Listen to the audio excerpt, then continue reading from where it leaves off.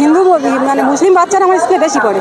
হিন্দু বাচ্চা যদি 15 জন থাকে, আমার মুসলিম স্টুডেন্ট আছে অন্তত 30 জন। তো সেই 30 জন স্টুডেন্ট আছে বলে ওরা বারে বারে বলে যে মুসলিম বা অন্য কোনো জাতির ছেলেমেয়েরা এখানে ঢুকতে পারে না, কেবলমাত্র হিন্দু ছাড়া। তো না, আমি তো জানি যে শিক্ষা জাতির মেরুদণ্ড। সেই ক্ষেত্রে হিন্দু হোক, মুসলিম হোক, খ্রিস্টান হোক, জৈন হোক, বৌদ্ধ হোক, কিংবা ও নমশূদ্র হতে পারে, কিংবা হতে পারে বাগদি, কাওড়া, তেওর, যে কোনো সম্প্রদায় হোক না কেন, শিক্ষার ক্ষেত্রে সকল সম্প্রদায় শিক্ষার ক্ষেত্রে সকলে একইভাবে আমরা দেখা হয়। যারা বলছে যে মুসলমানদের পড়ানো যাবে না, এরা দুষ্কৃতকারী কয়েকজন ওদের একটা গোষ্ঠী আছে 20-35 জন মতো, তারাই এটাই বলছে। এমনকি ওরা জালাবেড়িয়া 2 নম্বর যে অঞ্চলের একটা অঞ্চল কমিটি আছে, অঞ্চল কমিটির তরফ থেকে লোকজন তুলে নিয়ে এসে বিভিন্নভাবে ঝামেলা করে।